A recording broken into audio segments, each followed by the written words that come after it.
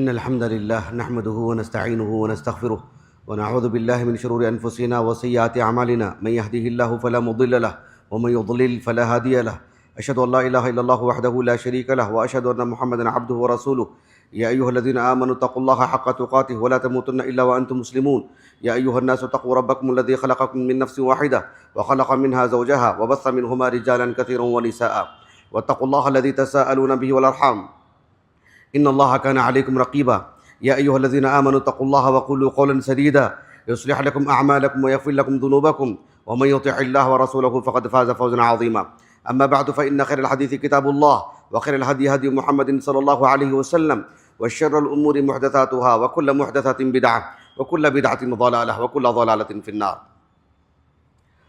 حاضرین جمعہ، ہم اچھی طرح جانتے ہیں کہ اللہ سبحانہ و تعالی ہم سب کے حقیقی معبود ہیں۔ معبود برحق صرف اللہ سبحانہ و تعالی ہے، اس لیے کہ اللہ سبحانہ و تعالی ہم سب کے مالک ہیں، اور اس بات سے کسی کو اختلاف نہیں ہے اور نہیں ہونا بھی چاہیے کہ اختیار اسی کو ہوگا جو مالک ہوگا۔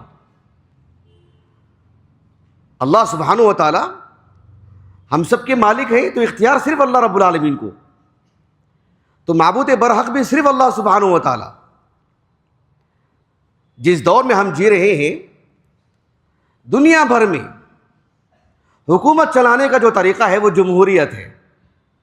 جمہوریت کا معاملہ الگ ہے، لیکن جب ہم چھوٹے تھے تو کچھ کہانیاں بھی ہم نے پڑھی ہیں، اور آج سے 100-200 سال پہلے دنیا بھر کا نظام سینکڑوں سالوں سے حکومت چلانے کا جو طریقہ تھا وہ حکومت تھی۔ لوگ حکومت کیا کرتے تھے، بادشاہوں کے قصے آج بھی ہم سنتے ہیں، کہانیوں میں، کارٹون کی شکل میں، حکایات کی شکل میں، کچھ حقائق بھی۔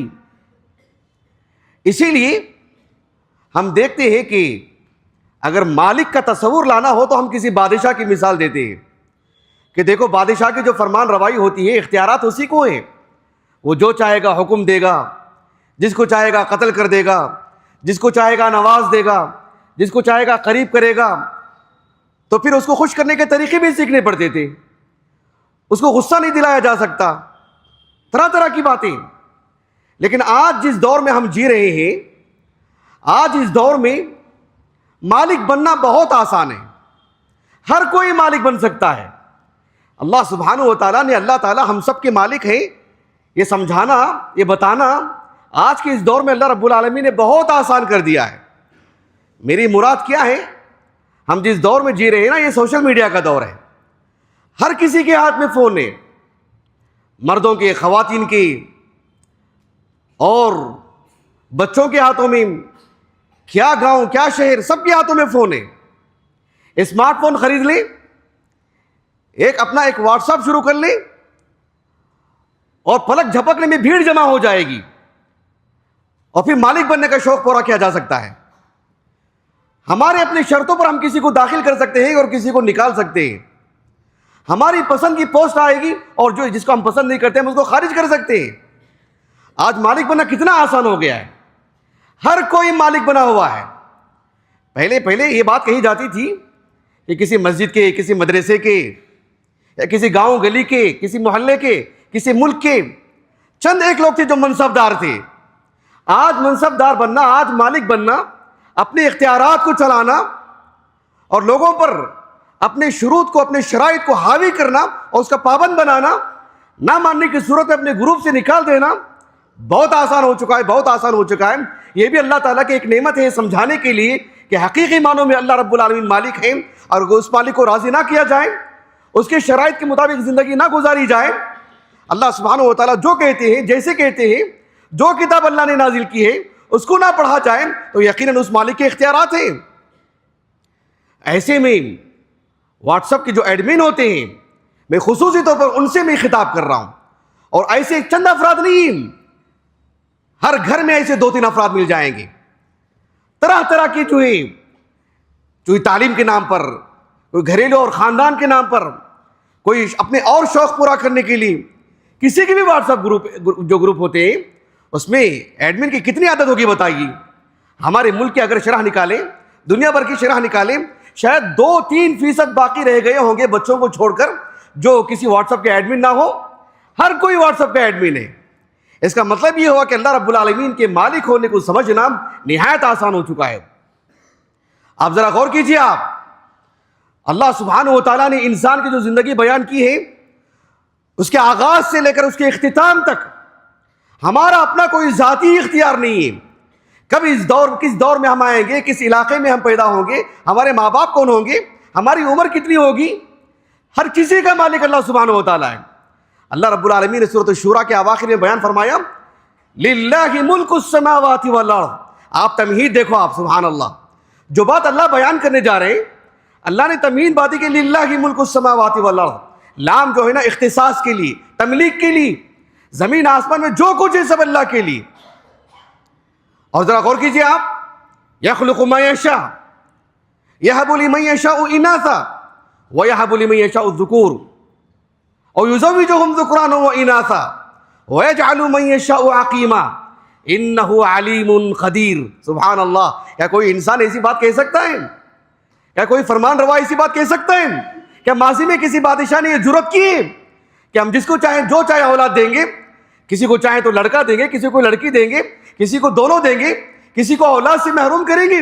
ہے کسی میں اتنی ہمت؟ سبحان اللہ. کتنے ایسے بادشاہ ہیں اولاد کے لیے ترس گئے ہیں, زندگی میں اولاد نہیں ملی ان کو. سبحان اللہ. عام بادشاہوں کو چھوڑیے, سلیمان علیہ السلام کو لے لیجئے. اللہ سبحانہ و تعالیٰ کے اختیارات ہیں. اللہ نے کہا کہ للہ ملک السماوات والارض. اللہ سبحانہ و تعالیٰ جو چاہتے ہیں, جیسے چاہتے ہیں, جب چاہتے ہیں, یہ صرف اختیارات اللہ رب العالمین کو ہیں. جو واٹس ایپ جو ایڈمن ہیں واٹس ایپ کے, وہ اس معاملے کو گہرائی سے سمجھ سکتے ہیں کہ مالک ہونے کا نشہ کیا ہوگا, مالک ہونے کا تصور کیا ہوتا ہے, کتنے اختیارات ہوتے ہیں اس کے, کتنی طاقت ہے اس کی, کتنی چلتی ہے اس کی, اور لوگ مانتے کتنا ہے اس کو. اللہ سبحانہ و تعالی ہمارے مالک ہیں. اللہ رب العالمین نے جو شریعت نازل کی ہے اللہ سبحانہ و تعالیٰ نے ہمارے لیے ضروری قرار دیا ہے. مجبور تو نہیں کیا ہے لیکن ضروری قرار دیا ہے. لیکن سوچنے کی بات یہ ہے, اللہ نے کہا کہ اللہ معبود برحق ہے, یہ اللہ رب العالمین کی شریعت ہے. اللہ سبحانہ و تعالیٰ نے اس کے لیے دلیل کیا دی؟ اللہ نے اپنے مالک ہونے کی دلیل دی. اللہ رب العالمین نے سورۃ الفرقان کے آغاز میں کہا, اور سبحان اللہ, جو تعارف اللہ رب العالمین کا یہاں پر ہے اختصار کے ساتھ, آپ ذرا غور کیجئے. آپ اللہ سبحانہ و تعالیٰ نے فرمایا تبارک الذی نزل الفرقان, تبارک الذی نزل الفرقان علی عبدی لیکون للعالمین نذیرا. اتنی بڑی بات, اتنی بڑی بات کہ اللہ سبحانہ و تعالیٰ نے محمد صلی اللہ علیہ وسلم کو خاتم النبیین بنائے اور پوری دنیا کو مکلف کیا ہے. انسانوں کو بھی, جنوں کو بھی, انسانوں کو بھی جنوں کو بھی. انسان کو نہیں مانتا ہے, انسان دوسرے انسان سے ڈرتا ہے. ہمارے دلوں میں جنوں کی جو طاقت ہے, جو ہیبت ہے, ذرا اندازہ لگائیے آپ. اتنی بڑی بات کون کہے گا؟ اللہ رب العالمین نے دلیل دی, کہا کہ الذی لہ ملک السماوات والارض ولم یتخذ ولدا ولم یکن لہ شریک فی الملک وخلق کل شیء فقدرہ تقدیرا.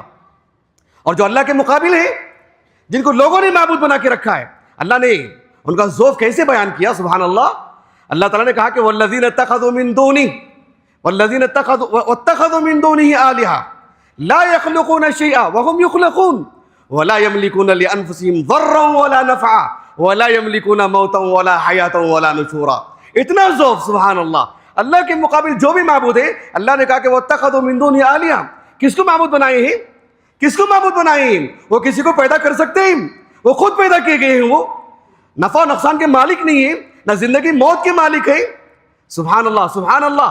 اللہ سبحانہ و تعالیٰ نے آج کے اس دور میں جو واٹس ایپ کے جو ایڈمن ہیں ان کے لیے کتنا بڑا پیغام ہے. دل کی آنکھیں کھول دینے کے لیے ایک پیغام کافی ہے.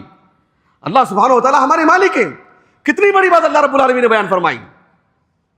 آپ ذرا غور کیجیے. آپ یہ ہمارا جو جامعہ محمدیہ ہے, جامعہ محمدیہ کا ایک ذمہ دار, آپ بازو کا جو بڑا کالج ہے وہاں کے ایک ذمہ دار کو لے لیجیے. یہ جو ہگڑے نگر ہے اس کے کسی ایم ایل اے کو لے لیجیے. آپ اس ملک کے سربراہان کو لے لیجیے. جو بھی سربراہان جسی بھی سطح کے ہوں, کسی بھی سطح کے ہوں, اللہ سبحانہ و تعالیٰ نے انسان کو جو طاقت دی ہے وہ وقتی طاقت دی ہے اور علاقائی طاقت دی ہے. لیکن کیا دنیا میں کوئی ایسا پیدا ہوا ہے کسی میں اتنی طاقت ہے جو اللہ رب العالمین نے خاتم النبیین محمد کو دی ہے صلی اللہ علیہ وسلم. کیا کہا آپ نے؟ سورۃ الاعراف میں اللہ رب العالمین نے بیان فرمایا کہ قل یا ایھا الناس انی رسول اللہ الیکم جمیعا. کوئی ہے کہ ایسی بات کہنے والا؟ کوئی انسان اتنی بڑی بات کہہ سکتا ہے؟ لیکن اللہ کے رسول نے کہی. لیکن پیچھے طاقت کیا ہے اللہ کے رسول کی؟ کہا کہ میں کس کی طرف سے ہوں؟ کہا کہ الذی لہ ملک السماوات والارض لا الہ الا هو یحیی ویمیت فآمنوا باللہ ورسولہ النبی الامی الذی یؤمن باللہ وکلماتہ واتبعوہ لعلکم تہتدون.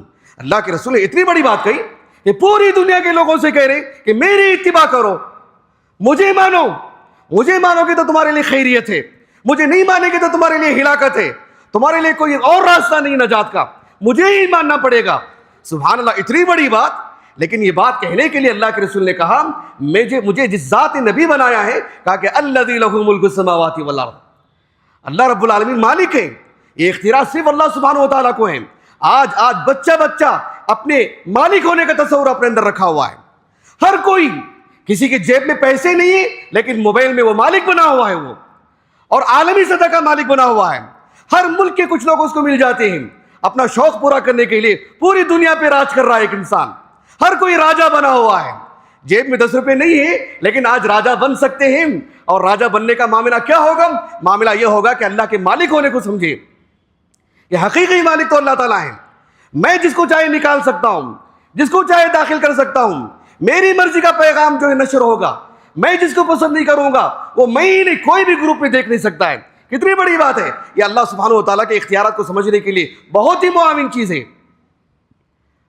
آپ غور کیجیے. آپ قرآن مجید میں اللہ سبحانہ و تعالیٰ نے, ایک تو قرآن مجید سب سے آخری کلام اللہ رب العالمین کا, اس کے بعد کوئی کلام نازل ہونے والا نہیں. لیکن قرآن مجید میں مرحلہ وار وقت پر ناسخ منسوخ کا معاملہ ہوتا رہا ہے. قرآن مجید کی ایک سورت ہے سورۃ المائدہ. سورۃ المائدہ اس سلسلے میں حافظ ابن حجر کہتے ہیں رحمہ اللہ, میں نے اسی مسجد میں سورۃ المائدہ کا مکمل میں نے تعارف کروایا الحمدللہ رمضان کے مہینے میں. آپ اس درس کو سن سکتے ہیں, اس میں بہت ساری باتیں میں نے اسی موضوع سے متعلق کہی ہیں کچھ ہٹ کر کے. آج اس خطبہ جمعہ میں جو بات میں آپ کو سمجھانے جا رہا ہوں وہ یہ کہ سورۃ المائدہ جس کے بارے میں حافظ ابن حجر رحمہ اللہ نے ام المؤمنین عائشہ, عبداللہ بن عباس اور عمرو بن شرحبیل رضی اللہ عنہم اجمعین, اور کہا کہ وجمع من السلف, صحابہ تابعین کا ایک جمع غفیر, سب کے سب یہ کہتے ہیں کہ ان سورۃ المائدہ محکمۃ, سورۃ المائدہ ایک محکم سورت ہے, یعنی بالاتفاق احکام و مسائل کی نازل ہونے والی سب سے آخری سورت ہے. اس میں جو بات ہے وہ آخری بات ہے, وہ فائنل بات ہے, وہ یہی ناسخ ہے, اس کا کوئی منسوخ نہیں ہے, اس کا کوئی ناسخ نہیں ہے. اور یہ سورت سبھی احکامات کے لیے ایک ناسخ کی حیثیت رکھتی ہے. میں نے سورۃ المائدہ کی مثال کیوں دی جانتے ہیں آپ؟ سورۃ المائدہ کو اللہ رب العالمین نے آخری سورت کے طور پر نازل فرمایا احکام و مسائل کی, اور یہ سورت محکم سورت ہے. گویا کہ مطلب یہ ہوا کہ تا قیامت اس دور میں جو اللہ تعالیٰ نے قرآن نازل کیا, قیامت تک کے لیے یہی بہتر کتاب ہوگی. اس میں اصلاح کی ضرورت نہیں, اس میں رد و بدل کی ضرورت نہیں, اب اس میں ناسخ منسوخ کا معاملہ نہیں ہوگا. اس کا مطلب یہ کہ اللہ رب العالمین کے علم کی وسعت دیکھیں آپ, زمانہ کہاں سے کہاں چلا گیا, کیا زمین کیا زمان, سبحان اللہ. یہ قرآن مجید, یہ جو سورت ہے سورۃ المائدہ, یہ اسلام کے محاسن میں سے شمار ہوگی کہ اسلام کتنا کامل دین ہے, کتنا شامل دین ہے. سورۃ المائدہ کی جو سب سے آخری آیت کریمہ ہے, اللہ رب العالمین نے فرمایا للہ ملک السماوات والارض وما فیہن وہو علی کل شیء قدیر. دل دہل جا رہا اللہ کی قسم, سبحان اللہ. یہ بات اللہ ہی کہہ سکتے ہیں. اللہ سبحانہ و تعالیٰ نے سورۃ المائدہ کو آخری سورت کے طور پر نازل فرمائے. یہ محکم سورت ہے, یہی سب کے لیے ناسخ ہے, اس کا کوئی ناسخ نہیں. اتنا بڑا دعویٰ, اتنی بڑی بات, یہ صرف اللہ ہی کر سکتے ہیں, اللہ ہی کہہ سکتے ہیں. اللہ نے کہا کہ ایسا ہی ہوگا, اب نیا پیغام نہیں آئے گا, نئے نبی نہیں آئیں گے. اتنی بڑی بات کہا کہ للہ ملک السماوات والارض وما فیہن وہو علی کل شیء قدیر. میں ایک اور بات آپ کو بتاتا ہوں جس کے لیے ہماری دل کی آنکھیں کھل جائیں گی انشاءاللہ تعالی. قوت ملے گی ہم کو, اسلام سے قوت ملے گی ہم کو. شرف کی جو بات ہوگی, تکریم اور اعزاز کی جو بات ہوگی, کتنی تقویت حاصل ہوتی ہے. دیکھیے ایسے دین کو, ایسے اسلام کو جس کا مالک اللہ تعالیٰ ہے, اور اللہ ہی مالک ہے, حقیقی مالک اللہ ہے, ایسے میں اس دین پر عمل کرنے کے بعد اس دین پر عمل کرنے والوں کے ساتھ کوئی چھیڑ خانی کرتا ہے. مان لیجیے کہ ہمارا یہ ادارہ جامعہ محمدیہ میں تقریباً 1,500 طلبہ ہیں. 1,500 طلبہ ہیں. 150 کے قریب یہاں پر اساتذہ اور معلمین معلمات ہیں. دیگر بہت سارے ہمارے پاس اسٹاف ہیں. ادارے کا جو ذمہ دار ہوگا سب کی حفاظت کی ذمہ داری ہے ان کے پاس. اگر کوئی اندر آ کے کسی ادارے کے کسی استاذ کے ساتھ کسی طالب علم کے ساتھ چھیڑ خانی کرتا ہے کیا بخشا جائے گا؟ وہ ہمارے اس ادارے کی بات رہنے دیجیے, کسی بھی ادارے کی بات نہیں لیجیے, ایک گلی کی بات نہیں لیجیے, پوری گلی کے لوگ مل کر کے مار دیں گے اس کو اگر اندر مداخلت کرتا ہے, چھیڑ خانی کرتا ہے. اب یہ پوری دنیا اللہ رب العالمین کی ہے, کائنات اللہ کی ہے, مالک اللہ کے ہے, اور یہ دین اسلام اللہ کا ہے. اس دین پر عمل کرنے والوں کے ساتھ کوئی چھیڑ خانی کرتا ہے, اللہ کے عبادت خانوں کے ساتھ کوئی چھیڑ خانی کرتا ہے, حقیقی مالک سے گویا کہ وہ مقابلہ کر رہا ہے, بخشا جائے گا وہ؟ اللہ نے کیسی دھمکی دی ہے دیکھو آپ. اللہ نے سورۃ البروج میں فرمایا وَمَا نَقَمُوا مِنْهُمْ إِلَّا أَن يُؤْمِنُوا بِاللَّهِ الْعَزِيزِ الْحَمِيدِ الَّذِي لَهُ مُلْكُ السَّمَاوَاتِ وَالْأَرْضِ وَاللَّهُ عَلَى كُلِّ شَيْءٍ شَهِيدٌ. اللہ تعالیٰ کے جو 3 نام ہیں اللہ کے علاوہ, العزیز, الحمید, الشہید, اللہ تعالیٰ نے کیسی دھمکی دی ہے سبحان اللہ. یعنی کس کو چھیڑ رہے ہیں آپ, کس کو مار رہے ہیں آپ, کس کو قتل کر رہے ہیں, کس کو دبانے کی کوشش کر رہے ہیں؟ جو پوری کائنات کا مالک ہے, تمہاری زندگی اور موت کا مالک ہے, اس کے ساتھ تم چھیڑخانی کرتے ہو, اس کی بات ماننے والوں کے ساتھ تم جو ہے مطلب مقابلہ کرنے آتے ہو. اسے کتنی قوت ملتی ہے, اللہ اکبر سبحان اللہ. اس لیے کہ اللہ رب العالمین حقیقی مالک ہے. کس کو عذاب دینا, کس کو بخشنا, یہ اللہ کے اختیار میں. اللہ تعالیٰ نے سورۃ المائدہ میں بیان فرمایا الم تعلم, یہ جو ہے نا الم تعلم, الم تعلم کیا معنی ہے اس کا؟ یہ عربی زبان کا ایک اسلوب ہے. یہ اس کی معنی یہ آتے ہیں کہ میں نے کتنی مرتبہ تم سے کہا ہے, کتنے طریقے سے میں نے تم سے کہا ہے, پیار سے بھی کہا ہے, غصے میں بھی کہا ہے, تادیبی کارروائی بھی کی ہے, ہر پہلو سے میں نے سمجھایا ہے, پھر بھی سمجھ میں نہیں آتی تمہارے. یہ معنی اس کے اندر آتا ہے الم تعلم. اللہ نے کہا کہ الم تعلم ان اللہ لہ ملک السماوات والارض یعذب من یشاء ویغفر لمن یشاء. سبحان اللہ سبحان اللہ, کتنی بڑی بات اللہ نے بیان فرمائی. واللہ علی کل شیء قدیر.